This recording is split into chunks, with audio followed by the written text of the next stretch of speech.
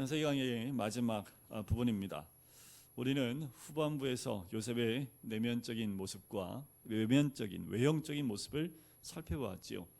요셉의 외형적인 모습을 두 가지 특징으로 말할 수 있다면 37장에 그가 꿈을 꿨던 꿈의 사람이었다라는 겁니다.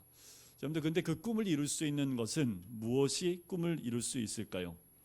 중요한 것은 이 10대 때 이 요셉은 하나님의 꿈을 꿨다라는 겁니다.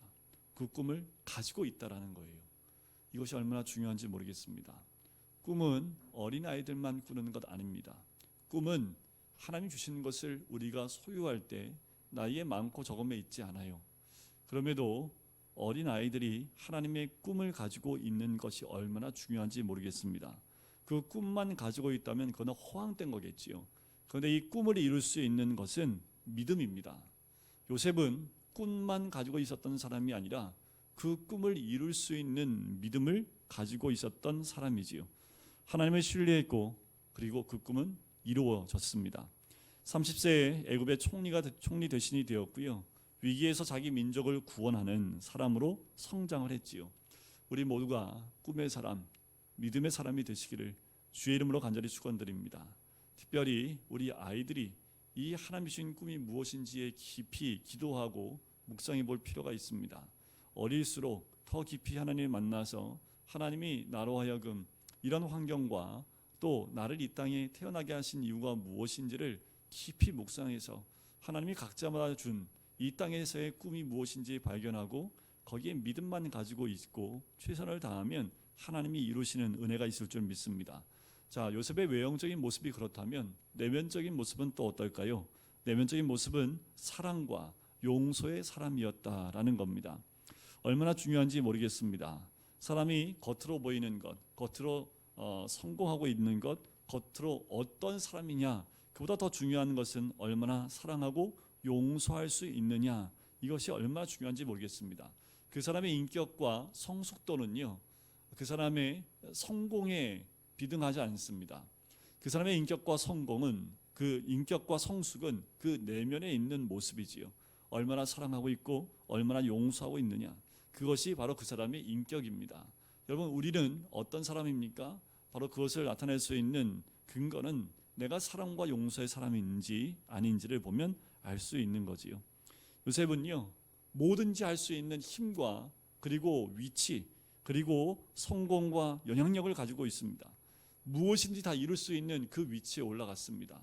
그때 요셉이 한 게 뭘까요? 용서였습니다. 사랑이었습니다.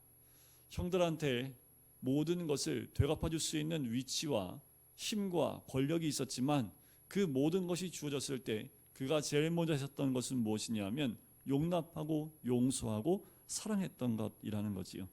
그는 인생의 마지막을 이 사랑하고 용서하면서 보내는 사람이 되었습니다. 요셉의 사랑과 우리의 사랑은 좀 다르지요. 우리 사랑은 어떤 사랑이에요? 기브 앤 테이크지요.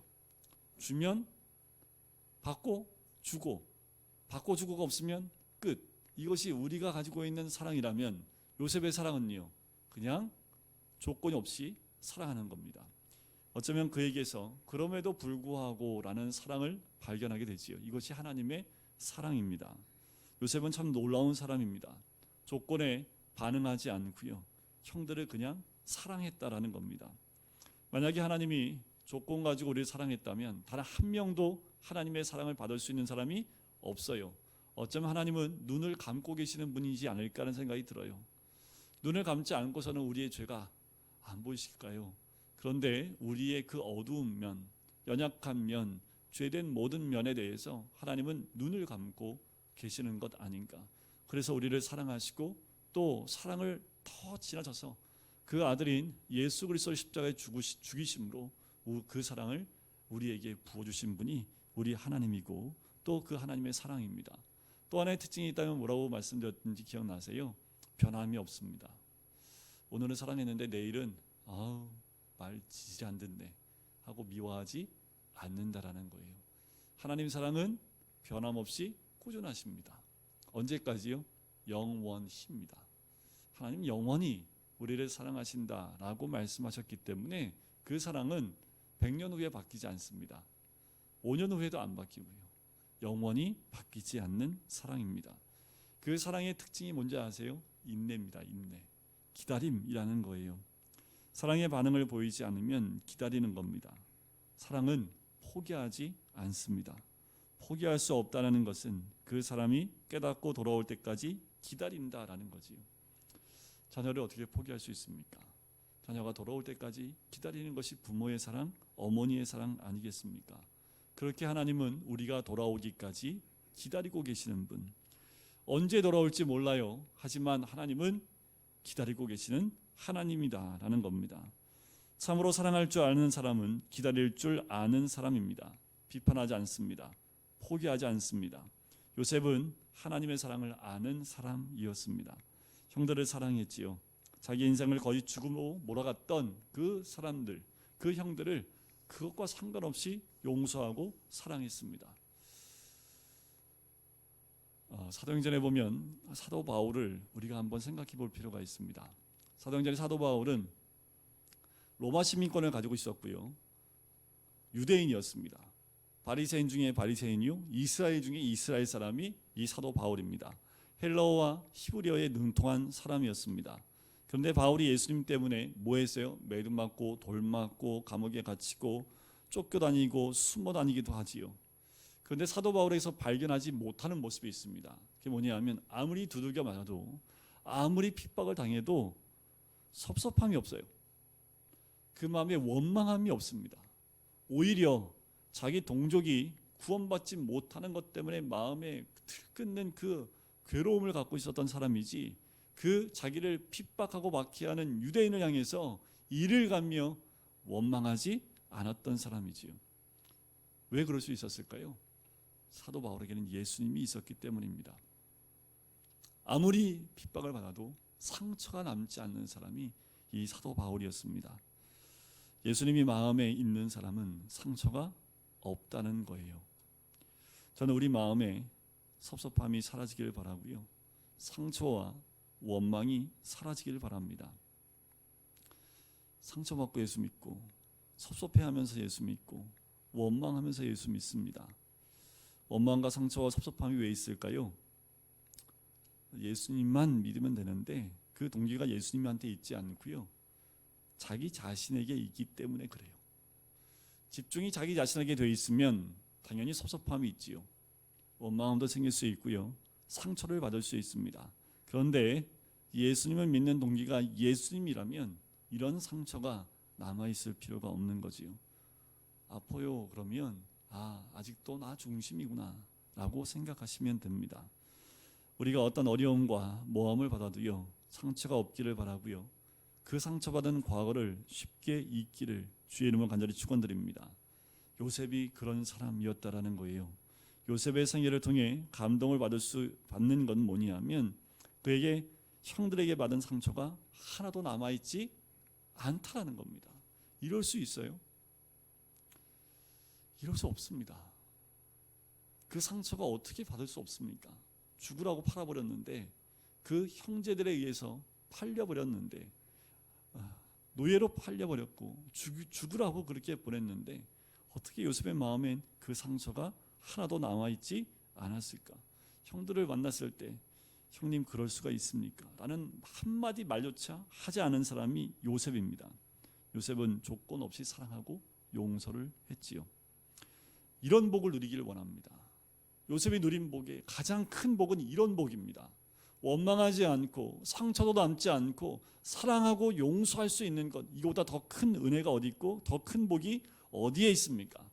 이가 권력을 행사할 수 있는 그 총리가 된 것이 복이 아니라 자기를 죽이려고 했던 형들을 용서하고 사랑할 수 있는 것 자체가 복입니다. 우리 마음 속에 조건 없는 사랑이 흘러나오기를 주의 이름으로 간절히 축원드립니다. 여러분들, 생수의 강이 뭐예요? 사랑이 흘러가는 겁니다. 생수의 강이 흘러나는 우리는 교회는 사랑이 흘러가는 우리는 교회와 똑같은 겁니다. 생명을 살릴 수 있는 것은 사랑밖에 없기 때문에 그래요. 우리 인생을 누군가 구덩이에 집어넣고 죽음으로 몰아넣는 사람이 있다 할지라도 용서하는 이 밤이 되시기를 주의 이름으로 간절히 축원드립니다. 아멘 하셨어요? 50장을 보면 장례식으로 시작을 합니다. 누구의 장례식이 50장 앞부분에 나오냐 하면 야곱의 장례식이 나와요. 자, 49장 맨 마지막 33절을 보면 이렇게 나옵니다. 야곱이 아들에게 명하기를 마치고 그 발을 침상에 모으고 숨을 거두니 그의 백성에게로 돌아갔더라. 여기서 우리가 배울 것이 좀 있지요. 인생의 시작은 출생이고요.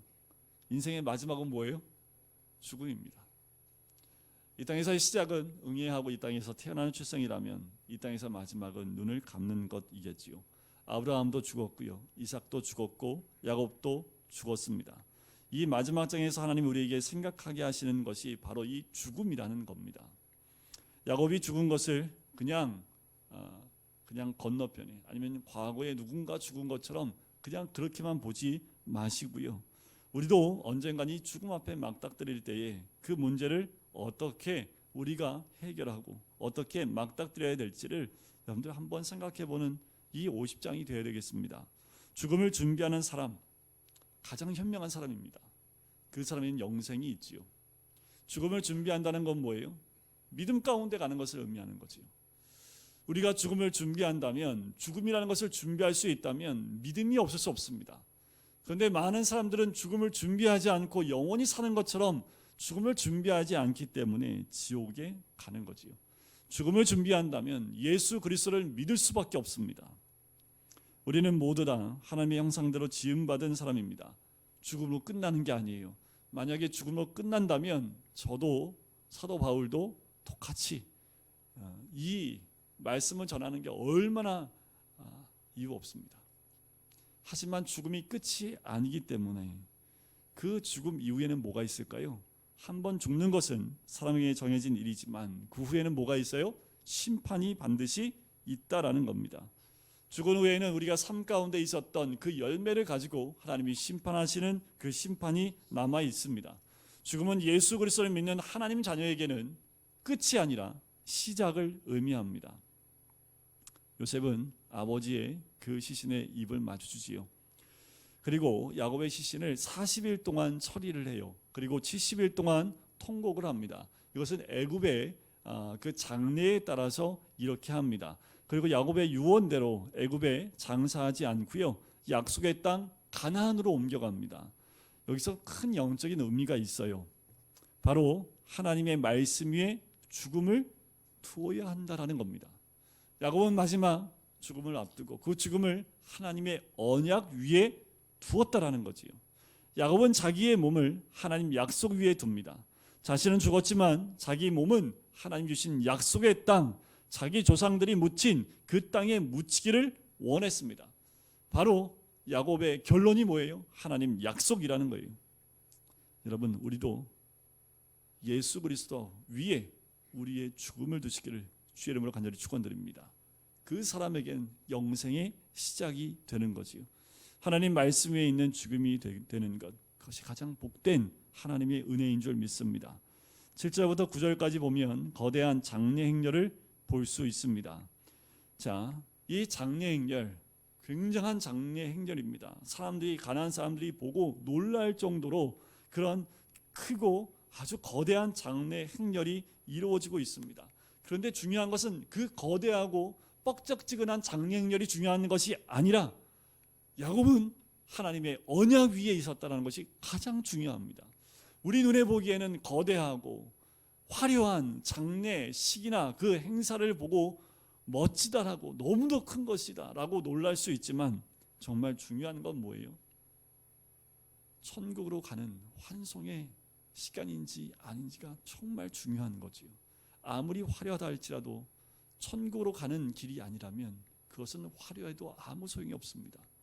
이 땅에서 아무리 비천하고 보잘것없는 장례라 할지라도 천국으로 가는 길이 열린 장례라면 그것은 가장 복된 장례인 줄 믿습니다. 자, 이제 장례식이 끝났습니다. 아버지를 떠나보내고 나자마자 형들한테 어떤 일이 벌어집니까? 제가 장례식을 항상 하고 나면 솔직히 장례식은요, 소천하신 분을 위해서 하는 게 아닙니다. 기독교에서는 장례 예배라는 게 원래 없어요. 이미 죽으면 천국을 가기 때문에 천국 간 분을 위해서 예배를 드리는 게 아니라 남아있는 유가족을 위해서 위로하는 예배를 드리는 겁니다. 왜 그러냐 하면 장례가 난 다음에 다 끝마치고 난 다음에 괜찮으시면 우리가 3일 5일 뭐 이거 하잖아요. 그러면 3일째 되는 날 저를 부르시면 제가 다시 한번 가정에서 위로 예배를 드리겠습니다. 꼭 말씀을 드려요.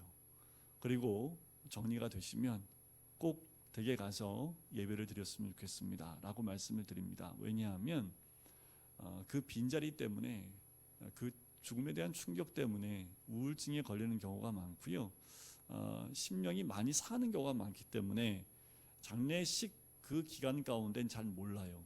그런데 지나고 난 다음에 그 어려움이 있기 때문에 그 이후에 찾아가서 예배를 드리기를 권합니다. 자, 오늘 이 본문에도 보면 야곱의 모든 것을 마치고 난 다음에 형들이 갑자기 두려운 마음이 확 들어옵니다. 왜 두려울까요? 왜 불안할까요? 이제까지는 아버지가 계셨기 때문에 요셉이 우리한테 어떻게 안 한 거라고 생각을 한 거예요. 그런데 그 방파제 역할, 또 이렇게 보호하는 보호의 역할을 했던 그 아버지가 소천하고 나니까 이제 보호할 사람이 아무도 없다라는 거지요. 이제 요셉이 원한다면 우리는 죽을 수밖에 없다라는 그 두려움과 공포가 몰려오기 시작을 합니다. 15절을 보세요. 15절을 다시 한번 같이 읽어볼까요? 시작. 요셉의 형들이 그들의 아버지가 죽었음을 보고 말하되 요셉이 혹시 우리를 미워하여, 자, 지금 요셉이 칼을 들었어요. 그런데 지금 뭐 하는 거예요? 상상을 하는 거지요. 갚지나 아니할까? 혹시 갚으면 어떠지? 그걸 악을 갚아버리면 어떡하지? 라는 고민을 하기 시작을 한 거지요. 불안하지요. 불안은 불확실한 것에서 느끼는, 그래서 공포를 느끼게 되는 겁니다.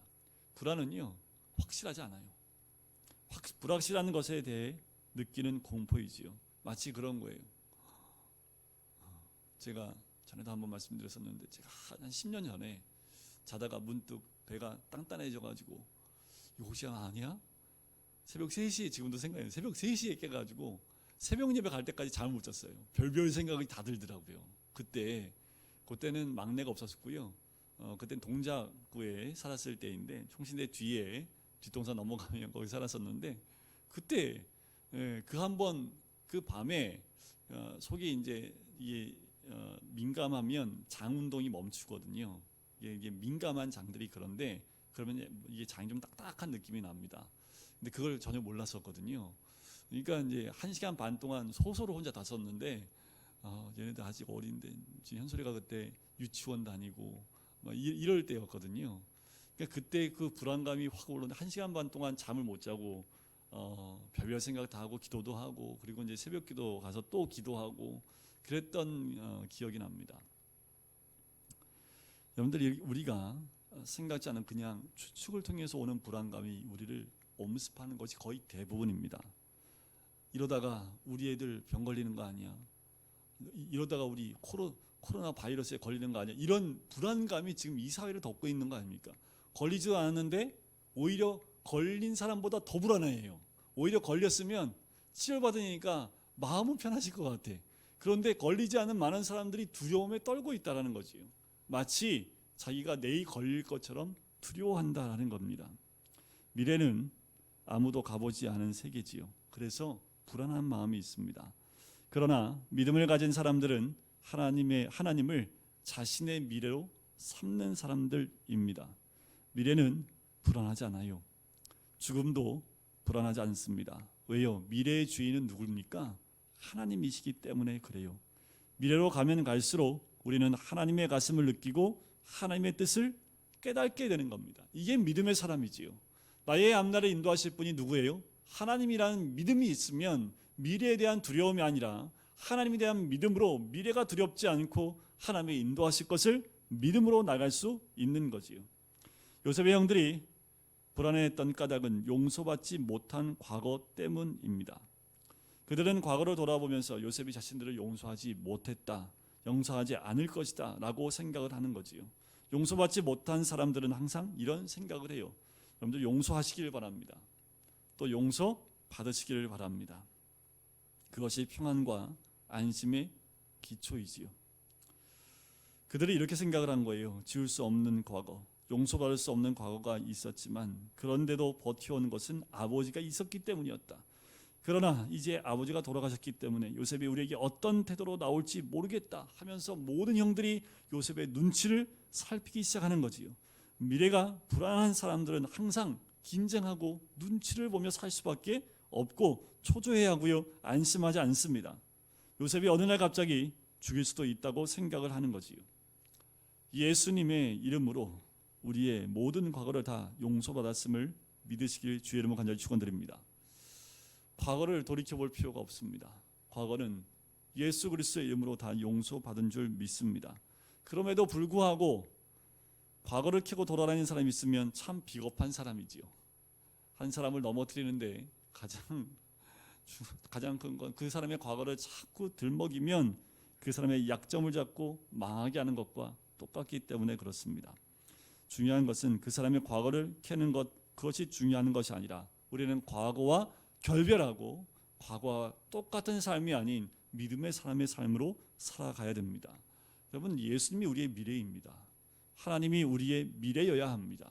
그래서 미래에 대해서 걱정이나 불안해하지 말고 하나님이 나로 하여금 이루실 하나님의 뜻이 있다는 것을 믿고 하나님의 뜻이 어디 있는지만 분별하면 돼요. 요셉처럼 그 꿈이 무엇인지를 발견하면 되는 거지요. 두려움에 사로잡힌 요셉의 형들이 요셉에게 얘기를 합니다. 이것도 가관입니다. 17절 한번 읽어볼까요? 17절입니다. 시작. 너희는 이같이 요셉에게 이르라. 내 형들이 내게 악을 행하였을지라도 이제 바라건대 그들의 허물과 죄를 용서하라 하셨나니 당신 아버지의 하나님의 종들인 우리 죄를 이제 용서하소서 하며 요셉이 자 형들은요 요셉이 자기들을 그토록 환대했음에도 불구하고 사랑해도 요셉을 믿지 못합니다. 그들이 얼마나 불안했는지요. 조금만 자세히 보면 금방 알 수 있는데 16절에 보면 야곱을 요셉한테 뭐라고 얘기해요? 우리의 아버지라고 얘기 안 합니다. 누구의 아버지요? 당신의 아버지라고 얘기를 해요. 지금 꼬리를 바짝 내렸지요. 야곱을 자기 아버지는 아니에요. 우리 아버지라고 해야 되는데 당신의 아버지라고 말하고 있는 거지요. 아직도 형제들은 아버지 야곱을 근거로 해서 보호를 받아보려고 하는 거예요. 그래서 야곱을 당신의 아버지라고 이야기하고 있고 자신들의 연약한 모습을 보여주고 있는 거지요. 요셉이 모르는 사실 하나를 또 이야기를 해요. 참 재미있습니다. 아버지가 돌아가시기 전에 우리한테 유언을 하나 있는데 그 유언이 뭐냐면요. 내가 죽더라도 요셉은 형들에게 복수하지 말고 용서하라고 아버지가 우리한테 유언을 했다. 그럼 누구한테 유언을 해야 돼요? 형들한테 해야 돼요? 요셉한테 해야 돼요? 야, 요셉아, 너 형들 용서해 줘야 돼. 이렇게 돼야지. 형들한테 요셉한테 전해줄래? 너희들 용서해 주라고. 이게 앞뒤가 맞지 않아요. 얼만큼 이 형들이 그 마음 가운데 불안함이 있었으면 이렇게까지 이야기를 하겠습니까? 용서받지 못한 죄가 있으면요 이런 어려움이 있습니다. 불안하기 시작을 하고요, 우울증이 걸리기도 시작하고요, 성격이 삐뚤어지기도 하고요, 남을 믿지 못하고 항상 불안해하는 거지요. 여러분들 그 과거에 지은 죄는 주님 안에서 해결받아야 됩니다. 용서받아야 됩니다. 용서하라 하셨다 하라, 용서하라 하셨나이다 라는 그 말 안에서 이미 이들 가운데 그 요셉을 인정하지 못하고 자기가 용서받았음을 인정하지 못하는 모습을 보게 되는 거지요. 우리는 요셉의 형들이 두려움과 불안에 떠는 모습을 봅니다. 이것은 교회에 나오면서도 불안해하고요, 새벽 기도에 참석하면서도 염려하는 모습, 그 모습을 갖고는 우리와 같지 않을까요? 우리의 문제는 교회에 나오지 않는 것이 아니라 교회에 나오면서도 불안해하는 것 아니겠습니까? 믿으시고요, 두려워하지 마십시오. 하나님 말씀을 의지하시기를 주의 이름으로 간절히 축원드립니다. 하나님께 인정받은 사람은 세상을 사는 것이 자유로워요. 하나님을 믿고 그 믿음 가운데 있는 사람은 세상 가운데 당당하고 또 그 뜻 가운데 있기 때문에 미래에 대한 두려움과 공포가 없는 거지요. 너희는 마음에 근심하지 말라. 하나님을 믿으니 또 나를 믿으라. 평안을 너희에게 끼치노니 곧 나의 평안을 너희에게 주노라. 내가 너희에게 주는 것은 세상이 주는 것과 같지 아니하리라. 너희는 마음에 근심하지도 말고 두려워하지도 말라. 우리는 본질상 진노의 자녀였습니다. 그러나 긍휼이 풍성하신 하나님이 우리를 사랑하신 그 큰 사랑으로 우리의 허물과 죄로 죽었던 우리를 살리셨지요. 에베소서 2장 1절부터 3절 말씀에 나옵니다. 더 나아가서 5절과 6절을 제가 한번 읽어드려 볼게요. 에베소서 2장 5절과 6절입니다. 허물로 죽은 우리를 그리스도와 함께 살리셨고 너희는 은혜로 구원을 받은 것이라. 또 함께 일으키사 그리스도 예수 안에서 함께 하늘에 앉히셨다라는 거지요. 우리 모두는 용서받은 하나님의 축복된 자녀인 줄 믿습니다. 우리의 시민권은 저 하늘에 있는 줄 믿습니다. 우리는 하나님의 은혜로 이미 하나님의 자녀가 된 줄 믿습니다. 하나님의 은혜로 우리 모두는 하나님께 용서받은 자녀가 된 줄 믿습니다. 우리는 죽음을 넘어선 사람들입니다.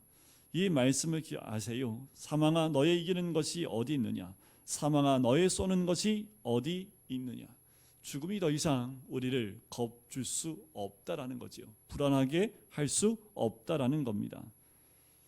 형들의 말에 요셉이 어떻게 반응하는가요? 17절 끝에 보니까 요셉이 그들이 그에게 하는 말을 들을 때 울게 됩니다. 불안해하는 형들을 보면서 요셉이 울어요. 어쩌면 지금 우리가 여러 가지 불안한 가운데 있는 모습이 있다면 그와 동일하게 예수님이 우리를 보고 울고 계시지 않을까요? 우리를 위해서 십자가를 지심으로 대가를 다 치르신 예수님인데도 그 예수님을 믿는다 하면서도 불안해하고 또 두려워하고 있다면 우리 예수님이 요셉처럼 울고 계시지는 않겠습니까? 18절을 한번 보실까요? 그의 형들이 또 친히 와서 요셉의 앞에 엎드려 이르되 우리는 당신의 종들이니이다. 그들이 이렇게 할 필요는 없었는데 그런데 이 일은 요셉의 형들의 어떤 상태요? 여전히 불안에 떨고 있는 영적인 상태를 보여주고 있는 거지요. 여러분들 불안해하지 마십시오. 두려워할 것이 없습니다. 이 땅에서의 모든 삶 하나님의 인도하심이 있고 또 섭리가 있고 은혜가 있기 때문에 두려워할 것이 아무것도 없다라는 거예요. 두려워하는 형들을 안심시키는 요셉의 모습입니다. 19절 한번 보시겠어요? 요셉이 그들에게 이르되 두려워하지 마소서 내가 하나님을 대신하리이까 당신들은 나를 해하려 하였으나 하나님은 그것을 손으로 바꾸사 오늘과 같이 많은 백성의 생명을 구원하게 하시려 하셨느니. 하나님의 꿈을 정확히 알고 있었고 그 꿈을 이룬 사람의 모습이 이와 같은 고백입니다. 우리 21절을 같이 읽을까요? 시작. 당신들은 두려워하지 마소서 내가 당신들과 당신들의 자녀를 기르리이다 하고 그들을 간곡한 말로 위로하였더라. 그래요. 이것이 믿음 있는 자, 하나님의 뜻, 하나님의 꿈을 이룬 자의 모습, 하나님의 꿈을 소유하고 믿음이 있는 사람의 그 고백이 이와 같습니다. 당신을 용서하겠습니다. 거기서 머무르지 않고 당신과 당신들의 자녀들까지 내가 보호하겠습니다. 라고 오히려 그 말로 위로하는 그 모습을 봅니다. 이 메시지가 예수님을 통하여 우리에게 들리기를 바랍니다. 내가 하나님을 대신하겠느냐? 하나님이 당신을 사랑하시고 용서하시는데 내가 무엇이기에 용서하지 않겠느냐라는 거지. 지금도 우리 하나님은 우리를 메마른 땅을 종일 걸어가도 피곤치 않게끔 보호하실 뿐만 아니라 파도가 치고 폭풍이 친다 할지라도 두려워하지 않게 우리를 보호하시는 하나님인 줄 믿습니다. 예수 그리스도와 함께 승리한다는 것을 꼭 믿으시길 주의 이름으로 간절히 축원드립니다. 이사야 41장 9절부터 10절까지 말씀을 제가 선포해드리고 말씀을 마치겠습니다. 내가 땅 끝에서부터 너를 붙들며 땅 모퉁이에서부터 너를 부르고 내게 이르기를 너는 나의 종이라. 내가 너를 택하고 싫어하여 버리지 아니하였다 하였노라. 두려워하지 말라. 내가 너와 함께함이라. 놀라지 말라. 나는 내 하나님이 됨이라. 내가 너를 굳세게 하리라. 참으로 너를 도와주리라. 참으로 나의 의로운 오른손으로 너를 붙들리라. 50장 마지막 부분에 이 요셉을 통해서 하나님이 우리와 함께 하시고 우리를 보호하시고 인도하신다는 확증으로 선포하고 있지요. 그리고 맨 마지막 이제 요셉도 자기의 삶을 마감하고 죽음 앞에 있을 때 요셉도 야곱과 동일하게 그 언약에 자기의 죽음을 두게 됩니다. 그리고 그 언약 위에 이제 가나안 땅에 돌아가면 자기의 그 죽음을 가나안 땅에 묻혀달라라는 그 유언을 남기고, 그리고 요셉도 눈을 감게 되지요. 50장엔 장례가 2번 있습니다. 하지만 2번에 반복되어지는 언약을 의지하는 그 2번의 장례식을 우리가 보게 되는 거지요. 우리 모두가 하나님의 말씀에 의지할 때에 주님이 우리에게 허락하시고 또 복주시고 또 함께 하시는 은혜가 우리로 하여금 담대하게 만드는 줄 믿습니다.